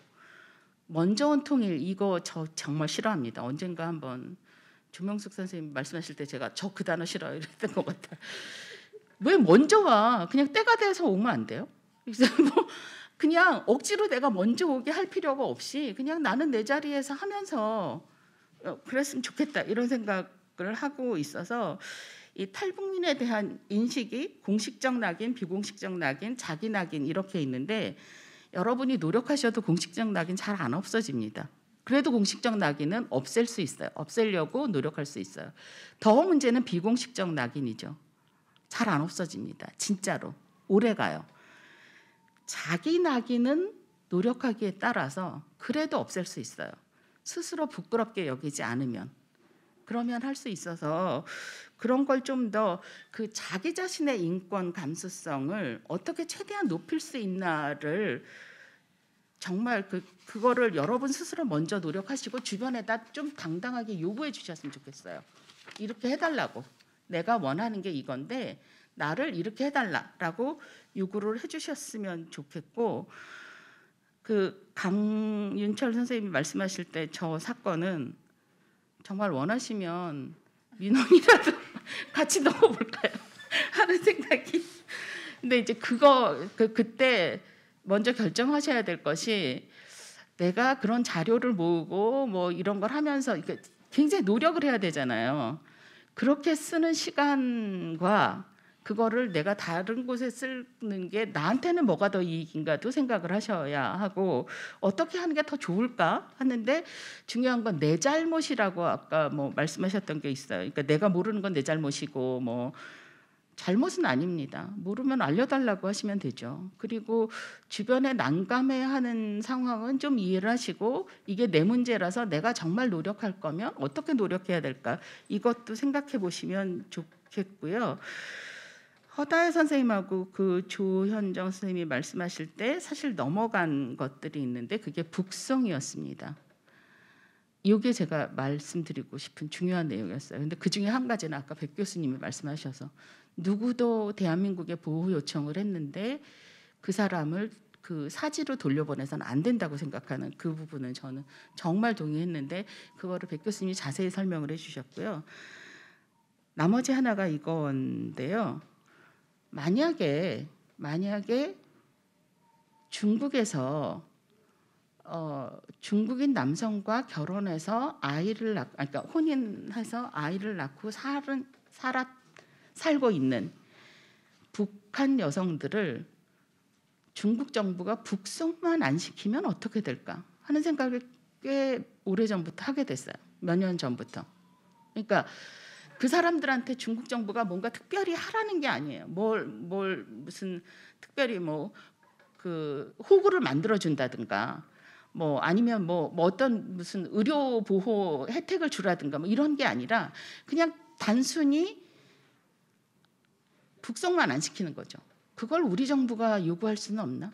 그걸 중국이 받아들일 수는 없나? 이런 생각을 굉장히 오래 했거든요. 왜 그러냐 하면 북송만 안 하면 그러면 선택할 수 있는 여지가 훨씬 넓어져요. 이분들한테. 그러니까 내가 대한민국을 갈 것인가 안 갈 것인가? 간다면 언제 갈 것인가? 위험하지 않게 갈 수 있는 길은 어딘가? 비용도 훨씬 덜 들 거고 위험하게 그렇게 무슨 산길을 걸어 다니고 이런 거 안 해도 될 거고 아이와 그렇게 막 무작정 헤어지고 이런 것도 안 해도 될 거고 그런데 중국 정부한테 이거를 요구할 수 있는 권리가 우리가 있나? 저는 있다고 생각해요. 왜냐하면 중국 남성들이 그렇게 탈북한 여성을 찾는 이유가 이 사람들은 혼인하고 싶어도 못하기 때문이거든요. 중국이 굉장히 오랫동안 한자녀 정책을 유지했고 여자아이가 태어나면 엎어놓고 죽이거나 이런 일들이 있었어요. 무려 40년간 그런 일을 했고 그런 일이 없어진 게 2016년입니다. 공식적으로 없어진 게 2016년이에요. 그런데 그 어렵게 살아온 그 중국 남성이 탈북한 여성과 혼인해서 아이를 낳고 이제 좀 단란하게 살아보려고 하는데 그 엄마를 북송시키는 거예요. 잔인하게. 아이하고 이 아빠는 정말 날벼락이 따로 없는 거죠. 그러니까 중국에 있는 북한 여성들은 어떻게든 한국으로 오려고 하고 그 과정에서 또 중국에 있는 가정이 깨지는 경우도 굉장히 많습니다. 중국 정부는 이 문제를 생각해야 되지 않을까요? 왜냐하면 사람의 인권은 어디나 똑같이 중요하기 때문에 이 문제를 중국 정부가 자기 국민을 위해서 그러니까 무슨 북한 주민을 위해서 대한민국 주민을 위해서 뭘 하라는 게 아니라 자기 땅에서 태어난 그 중국인 남성들을 위해서 이렇게 비인간적인 북송은 다시 한번 생각해 봐줬으면 좋겠고 이거를 한국 정부가 국제사회에서 그러니까 북송만 시키지 마라. 딴 거 다 안 해도 괜찮고 나머지는 우리가 다 감당해도 괜찮으니까 북송만 시키지 않고 그 사람들이 스스로 선택하게 하기. 여러분은 인권이 뭐라고 생각하시는지 모르겠지만 저는 개인의 선택권이라고 생각하거든요. 내가 이렇게도 할 수 있고 저렇게도 할 수 있는데 내가 이 길을 선택하겠어. 그리고 그 길을 선택한 것에 따른 위험이 없는 것을 만들어주는 그게 저는 인권의 실현이라고 생각을 하기 때문에 이런 부분에 대해서 그러니까 그 생애 과정을 통해서 정말 가장 필요한 인권 문제가 어디서부터 유래를 하는지 이런 문제는 한국에 들어와서 생긴 게 아니거든요. 들어오기 전에 발생한 문제입니다. 그로 인한 여파가 굉장히 큰 거죠. 근데 여기서 계속 그렇게 그 증상만 치료한다고 해서 해결이 될 문제가 또 아닌 겁니다. 그러니까 이 부분을 인권위에서 해주시면 좋겠다 하는 생각을 하고 왔습니다. 네, 얘기가 길었어요.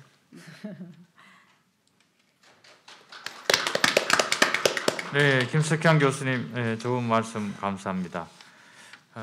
북한 이탈 주민들에 대한 그 구체적 사례를 잘 들으시고 또 아까 발표해 주신 세 분 사례에 대해서도 아주 좋은 말씀을 해주셔서 앞으로도 많은 도움이 될 것 같습니다. 우리 인권위도 사실 저런 측면에서 많은 도움이 되었으면 하는 바람입니다만 앞으로 좀 우리 새겨듣고 한번 실무에 많이 반영할 수 있도록 노력해야 될 것 같습니다. 마지막으로 조명숙 교장 선생님의 토론을 듣고 일단 토론을 마치고 질의응답하는 시간을 갖도록 하겠습니다. 그러면 조명숙 선생님 발표해 주시기 바라겠습니다. 네, 안녕하세요. 저는 탈북 청소년들을 가리키는 대안학교인 여명학교의 조명숙 교장입니다. 예, 반갑습니다. 예. 앞에서 뭐 전문가들이 여러 방면에서 말씀을 해주셔가지고 제가 좀 할 얘기가 없는 것 같아요. 근데 하여튼 북한에서의 어떤 인권 상황, 그리고 또 그것을 탈출해서 또 남한까지 왔는데 그럼 여기에서는 인권이 보호되고 잘 살고 있는가? 또 이 사람들이 어떤 우리나라 사람들이 누리는 그런 어떤 시민적인 권리들을 잘 보장받고 누리고 있는가라는 측면에서 한번 바라봤으면 좋겠습니다. 그 인권이 인간이 누려야 될 당연한 권리라고 하는데요. 북한에서는 앞에서도 말씀하셨다시피 뭐 그런 얘기를 들어본 적도 없고, 그리고 그 환경이 인권 지향적이지 않았기 때문에 굉장히 이제 그 기준이 굉장히 낮거나 생소하거나 이럴 수 있습니다. 또 북한을 이탈해서는 탈북해서는 사실은 난민 생활을 한 거죠. 다시 북송됐을 때 어떤 박해의 염려가 있기 때문에 북송 안 당하는 게 그 최대의 어떤 그런 목표이기 때문에 어떤 다른 인권 유리는 감당할 수밖에 없었던 겁니다. 그래서 한국에 왔을 때 비로소 인권에 대한 인식이 생기고, 그리고 그것에 대해서 고민하게 되고 또 경험을 또 쌓게 될 것입니다.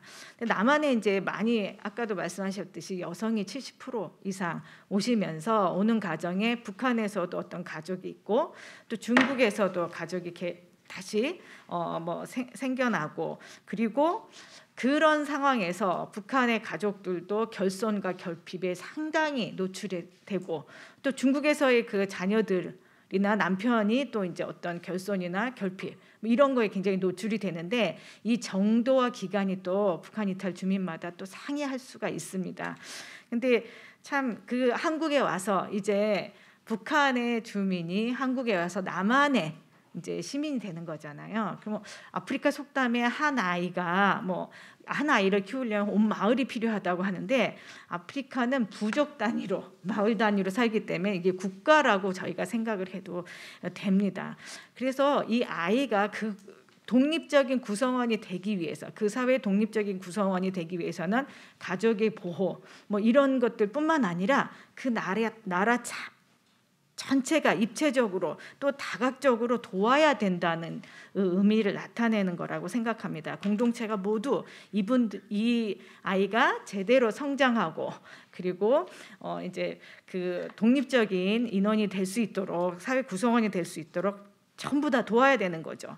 그 사회에서 태어나고 자라는 아이도 이런데 이미 다른 사회에서 이미 커져서 너무 다르게 성장하고 다른 경험들이 많은 사람들이 한국에 와 있는데, 이분들한테는 더 많은 입체적인 지원과 세심한 배려가 필요할 수밖에 없겠다. 그리고 그 오는 과정까지 굉장히 또 험난한 길을 겪으셨기 때문에 여기서 제대로 사시려면 그런 것들이 더 필요하다는 거죠. 그래서 북한 이탈 주민이 이곳에서 정착하는 과정은 국민이 되어가는 과정, 또 시민이 되어가는 과정. 그래서 우리가 한 아이가 크기 위해서 국민 기초 교육 같은 걸 하잖아요. 의무 교육 같은 것들도 하고 또 권리를 누리게 되는 과정으로 우리가 인식하면서 이분들에 대한 제도가 그것을 지향하고 있는지 한번 또 이분들의 실제 삶이 그런 지향점을 향해서 가고 있는지 좀 살펴볼 필요가 있는 거죠. 그래서 시민으로서의 자유권, 평등권 이런 여러 가지 권리, 이게 정말 이분들이 실질적으로 보장되고 있을까? 그리고 정부에서 혹시 우리는 국민은 권리지만 국가는 그것을 지켜줘야 되는 의무죠. 근데 국가가 그런 면에 있어서 제대로 일을 하고 있는가라는 측면이, 저는 그것이 그렇게 하지 않았을 때는 소수자, 그다음에 여기에서 들어온 그런 여러분들 같은 경우에는 소외당하고 이게 인권 침해로 나아갈 수 있다라는 것들을 우리가 기억해야 될 것 같습니다. 북한 이탈 주민 보호 및 정착 지원에 관한 법률은요, 북한 이탈 주민 개인에 대한 지원을 합니다. 그런데 여기에서는 빠른 신속한 사회 적응과 그다음에 정착을 돕고자 이렇게 본문에 보면 그 법이 설립 취지가 이렇게 되어 있어요. 근데 비슷한 비슷한 이제 새로 우리나라의 국민이 되어가는 다문화 가족 지원법. 그러니까 외국에서 온 뭐 결혼 이주민 여성들이라든지 그 사이에서 태어난 아이들이라든지 이런 경우에는 다문화 가족 지원법으로 가족 단위로 이것을 지원을 하고 있습니다. 그런데 둘 다 사회 적응과 사회 통합을 위한 그런 관점인데요. 그래서 이런 문제, 그 가족 중에 북한 이탈 주민 여성들은 아까 말씀드렸듯이 북한에서의 가족, 또 중국에서의 가족이 한국에서 재결합하는 그런 경우들이 참 많습니다. 근데 이거 개인별로 지원하다 보니까 특히 앞에서도 말씀하셨던 중국에서 그게 무슨 결혼의 형식이든 아니면 강제 혼인의 형식이든 어떤 형식이든지 간에 실질적으로 같이 결혼을 해서 이제 아이를 낳았는데 이 아이들을 한국으로 불렀을 때는 이 아이들이 사각지대가 되는 거예요. 북한 이탈 주민 보호 및 정착 지원에 관한 법률에 의한 지원을 못 받아요. 그럼 다문화 가족 지원법에 의해서 지원을 받느냐? 그것도 못 받아요. 왜냐하면 다문화 가족 지원법은 부모 중에 한 분이 외국인이어야 되고 애가 여기서 태어나야 되고 아니면 귀화를 했든지. 근데 우리 제3국 출신 아이들은 여기서 엄마가 한국 사람이기 때문에 이렇게 인지에 의한 그런 이제 국적 회복이 되는 거거든요. 그러니까 사각지대에 있어요. 그래서 분명히 내가 난 둘 똑같은 자식인데 한 명은 북한에서 태어났기 때문에 어떤 보호를 받고 중국에서 태어난 아이들은 형이나 언니가 받는 지원을 받지 못하게 되니까 가정 내에서도 지원에 차별이 생기는 거죠. 그러면 이게 과연 이분들의 정착을 지원하고 사회통합을 지원하는 방향의 정책인가? 라는 생각을 하게 됩니다. 한 가정 내에서도 차별이 만연하고 그러면 사회적인 차별은 이 아이들이 어떻게 생각을 하겠어요? 뭐 당연하다고 생각할 수밖에 없는 거죠. 사람은 자기 경험에 의해서 행동하고 사고할 수밖에 없는데 그래서 그런 부분에 대한 우리가 좀 제도적인 지원을 할 필요가 있다. 그래서 인권위에서도 이런 부분을 북한 이탈 주민 뭐 통일부나 아니면 각 부처에다 이런 언밸런스를 좀 해소를 해달라고 할 수밖에 없는 거죠. 아이들한테 가장 큰 거는요 교육이죠. 교육이 그 생애 대부분의 시간을 아이들한테는 그게 교육권이나 아니면 이런 평등에 대해서는 조금 보장을 해주는 게 교육권이 인권의 가장 큰 부분일 수 있습니다. 그래서 이런 부분에 다문화 가족의 어떤 사회적인 정착과 사회 통합을 도모하기 위해서 만들어진 법은 저는 굉장히 잘한다고 봐요. 가족 단위로 적응을 해야지 더 빨리 적응하고 서로 이렇게 힘이 생기는 거거든요. 근데 우리 북한 이탈 주민의 가족들은 거기서 너무 많은 소외와 배제도 거기 안에서 생긴다는 거죠. 그래서 이런 부분은 조금 빨리 해소를 좀 해야 되겠다. 한국에서는 북한 이탈 주민의 중국 출생 자녀들이 한국에서 태어난 다문화 가족 아이들보다 한국말을 더 못해요. 그리고 북한 이탈 주민보다 더 불안정하고 이 아이들이 선생님 중국에서는요 탈북자의 자녀라고 자기를 어떤 공동체에서 왕따시키고 굉장히 이제 힘들게 했다는 거예요. 그래서 한국에 와 보니까 짱깨라고 그러더래요. 짱깨가 뭐예요? 이렇게 물어보는 거예요.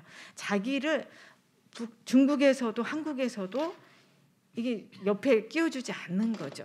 그래서 이런 부분에 대한 아이들의 이런 부분을 좀 차별해서는 안 된다. 이 차별받지 않을 권리들이 있거든요. 그래서 그런 부분이 잘 지켜지지 않는다라면 정부에서 좀 더 신경을 써서 이런 부분들을 해소시켜줘야 되지 않을까라는 생각이 있습니다. 저희 어머니도 그렇게 얘기를 해요. 내가 아무리 대우받고 잘 살고 있어도 내 자녀들이 여기서 적응을 제대로 못하면 나는 정말 실패한 것 같습니다. 그래서 그 가족, 그 개인뿐만 아니라 그 가족에 대한 사회적 적응을 잘할 수 있도록 그런 방향에서 우리의 제도들이 그렇게 가야 되지 않은가 싶습니다. 그리고 또 인식 개선이 되게 중요한데요. 저희가 이제 겪은 거예요. 얼마 전에 저희가 지금 임대 상태이기 때문에 은평구에 어떤 그 SH의 땅을 좀 사서 거기에 학교를 짓고 이렇게 이전하겠다라고 했습니다. 근데 주민들이요 공청회에 나와서 반대를 하시는데 저 정말 이거 우리 애들이 보면 안 되겠다. 이 애들이 들으면 안 되는 이야기들을 왜 탈북자가 뭐 우리 자녀들하고 같이 섞이냐. 제 앞에서 그렇게 얘기를 해요. 당신이 책임질 수 있냐. 그래서 아니 나는 내 딸도 사실은 책임을 못 지고 살았는데 왜 남의 자녀들을 내가 책임지나 막. 응? 그리고 집값 떨어진다. 땅값 떨어진다. 아니 우리가 뭘 했어요. 제가 그러면서 이분들이 기존의 사회에 정말 기존 사회에 발 하나 이렇게 디디기가 참 힘드셨겠구나. 그 많은 배척과 소외를 온몸으로 받을 때 얼마나 힘드실까라는 생각을 제가 하게 됐습니다. 그래서 그런 부분들은 차별받지 않을 권리도 있고 차별하지 말아야 되는 부분도 있는 거죠. 그래서 이건 좀 제도적으로 좀 잘 되었으면 좋겠다라고 생각하고요. 특히 중국 출생 자녀들은요, 탈북한 아이들은 국방의 의무가 이제 선택인데, 이 아이들은 이제 의무적으로 이제 갑니다. 그래서 지금 GP에서 뭐 이렇게 국방의 의무를 다하고 있는 군인 아저씨들도 있어요. 그러니까 중국 출생 아이들이.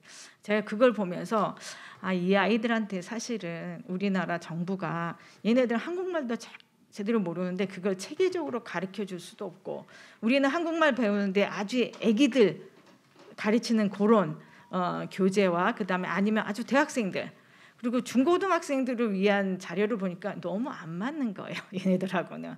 그래서 참 제대로 된 거를 우리가 준비도 못하고 또 이 아이들을 또 품어 안을 어떤 사회적인 그런 준비도 잘 안 돼 있는데 의무만 이렇게 아이들한테 주어진 거 아닌가라는 좀 미안함이 있었습니다. 그래서 저희가 진짜 이 아이들을 키울 때 온 마을이 다 필요한 것처럼 많은 입체적으로 또 어떤 부분이 이 아이들을 지원했을 때 이 가정이 잘 정착하고 또 우리 사회가 건강하게 또 차별받지 않고 이 아이들이 건강하게, 차별하니까 이 아이들이 삐뚤어지고 그 본류의 메인스트림에 못 끼고 안 끼고 이렇게 되거든요. 그래서 그런 부분을 사실 인권이라는 게 어느 한 집단에게 보편적으로 인권 침해적인 상황이 있거나 아니면 한 사람에게라도 너무 심각한 부분이 있으면 사실 그걸 집중해서 개선을 해야 되는 거거든요. 그래서 이번 기회에 이 분들이 한국에서 여기가 북한에서 뭐 핵심 계층만 뭐 이렇게 집중받고 우리는 다 이렇게 좀 차별받은 것처럼 여기서도 우리가 난민, 외국인 노동자, 탈북자가 혐오의 어떤 또 편견의 대상이고 이렇다면 저희 나라의 그 인권 수준이라는 거는 사실은 다시 재고해 봐야 되고 우리가 정말 신랄하게 반성해 봐야 된다고 생각합니다. 그래서 이번 이런 기회에 우리 안에 있는 우리 국민으로 받아들여진 난민이며 또 다른 문화를 가지고 있는 이 탈북민 가정들의 인권 증진을 위한 방법이 무엇일까 다시 한번 고민해보는 시간이 되었으면 좋겠습니다. 예, 감사합니다. 네, 조명숙 교장선생님 감사합니다. 탈북이 어떤 중국에서의 또 낳은 학생들이 한국 와서 겪는 그런 차별 문제 이런 것에 대해서 잘 말씀해 주셨습니다. 그러면 이제 뭐 자유롭게 이렇게 토론자들 간에나 아니면은 객석 플로어에 계시는 분들이나 이렇게 또 아니면 아까 발표해 주신 분들이나 서로 뭐 궁금하신 거 있거나 또 더 이야기하고 싶은 거 있으면 뭐 기탄 없이 뭐 형식에 관계 없이 자유롭게 말씀해 주시기 바라겠습니다. 네.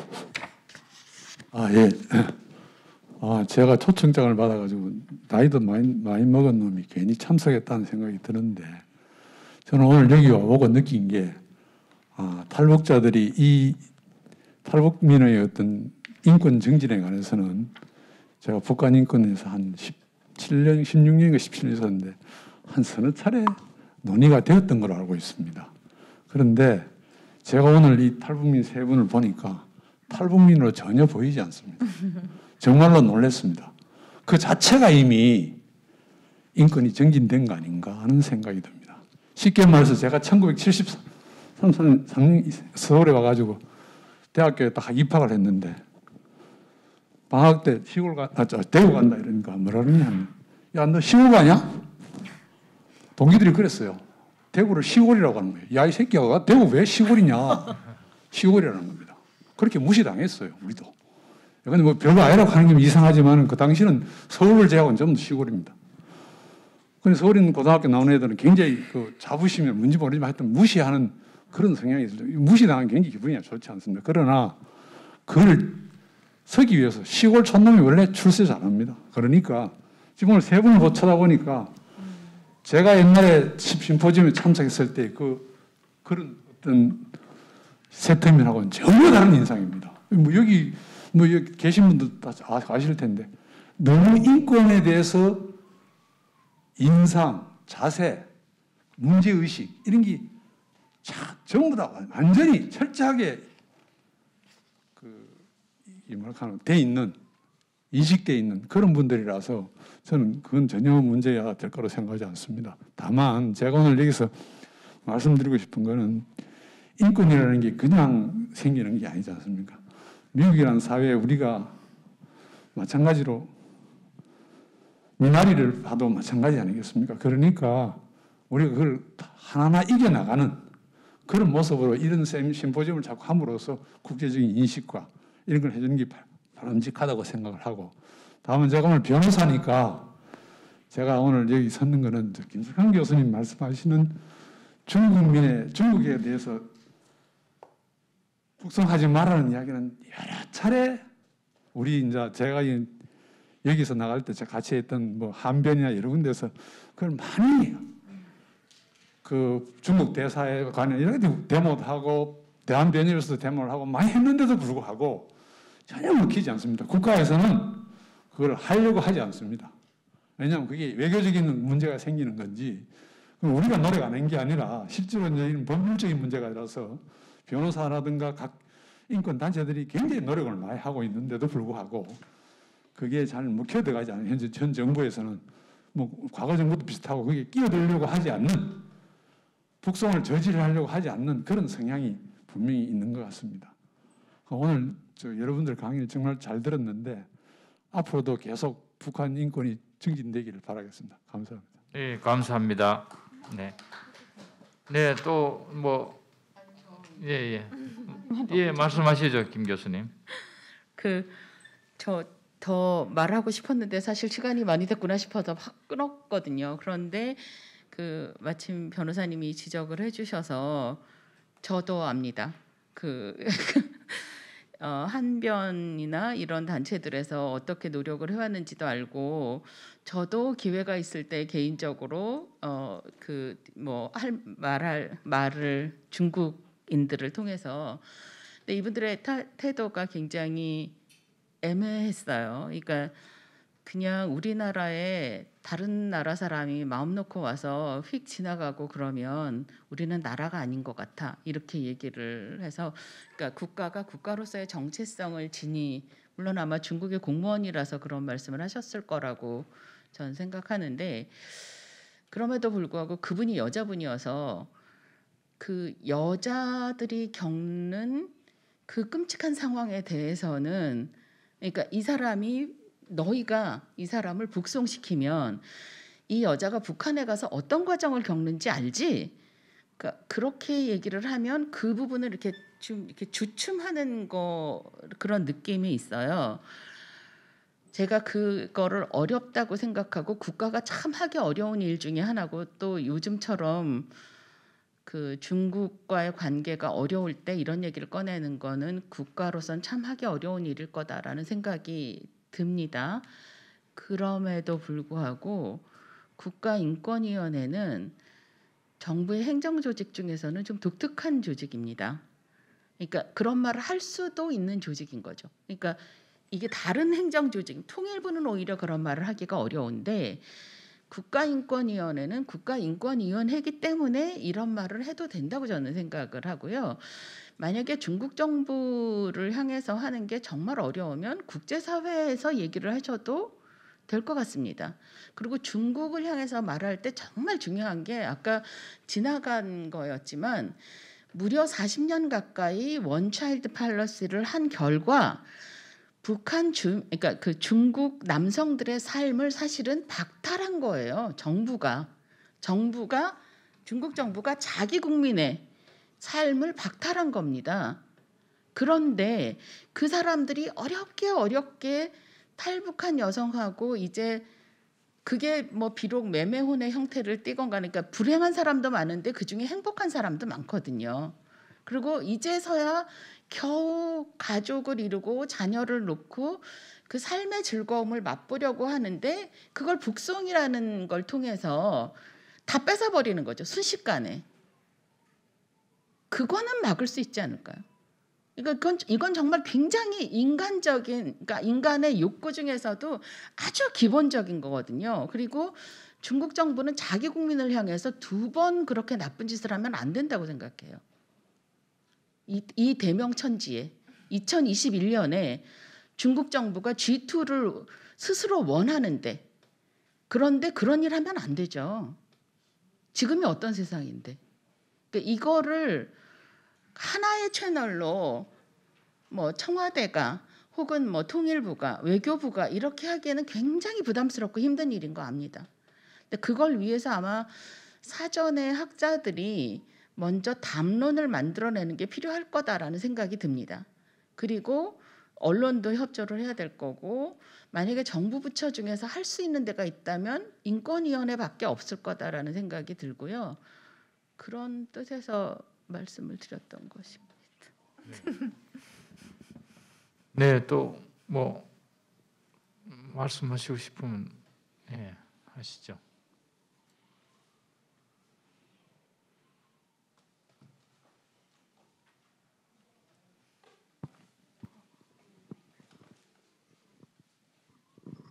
네, 오늘 선생님들 말씀 너무 잘 들었습니다. 그리고 세 분의 북한 탈북민들의 말씀도 잘 들었습니다. 그 인권 문제가 결국은 제일 우리가 먼저 관심을 둬야 되는 게 사각지대인 것 같습니다. 그런데 오늘 그동안 많이 알려지지 않고 관심의 초점에서 좀 비껴나가 있던 그 중국에서 태어난 그 아이들의 문제, 그리고 그 여성들이 북송됐을 때 나타나는 비인권적인 상황에 대해서 오늘 알게 돼서 대단히 감사합니다. 그리고 말씀해 주신 대로 국가인권위원회뿐만 아니라 그 공공 그 민간 평화 외교를 통해서 또 여성 단체들이 이 일에 좀 관심을 갖고 선생님들이 말씀하신 것처럼 사각지대에 있는 우리가 아까 그 조명 선생님도 말씀하셨듯이 그 다문화 가정보다 자녀보다 더 어려운 상황에 처할 수 있는 그 중국에서 태어난 탈북 여성의 자녀들에 대한 인권 문제를 우리가 관심을 갖고 움직여야 될 때가 되지 않았나. 대단히 감사합니다. 그런 문제들을 일깨워 주셔서 감사합니다.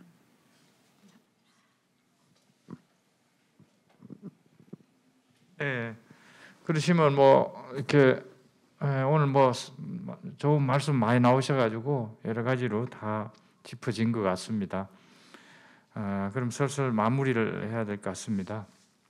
오늘 아까 김석향 교수님 말씀 중에 제일 그 기억에 남는 게 그거네요. 결국은 인권이란 것은 인간의 존엄과 가치 우리가 뭐 주로 알고 있는데 그거보다도 더 구체적으로 인권이란 자기 결정권이다. 자기가 뭘 하고 싶든 뭘 하고 싶다라는 것을 자기가 스스로 결정을 하고 선택할 수 있는 권리.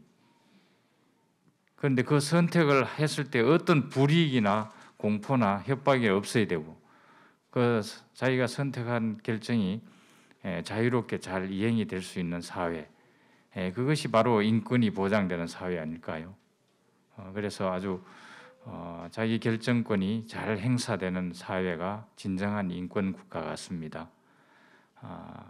그런 점에서는 아직 북한은 우리식 인권이라 그래서 어떤 통치 방식이나 정권에 도전하는 것은 절대 용납되지 않은 그런 방식을 택하고 있고 또 내가 원하는 것을 내 마음대로 할 수 없기 때문에 인권이 존중되는 사회라고 결코 말할 수 없겠죠.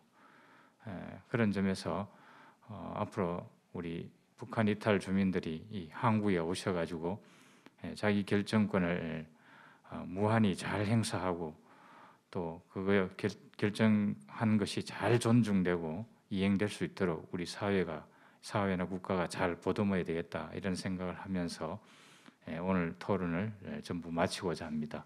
세 분 오늘 발표해 주신 세 분께 감사드리고 또 이렇게 토론 장시간 좋은 토론해 주신 5분께서도 감사드리고요. 또 플로아에서 끝까지 경청해 주신 분들과 유튜브를 통해서 또 열심히 시청해 주신 분들에게도 모두 감사드리면서 이 세션을 모두 마치고자 합니다. 감사합니다.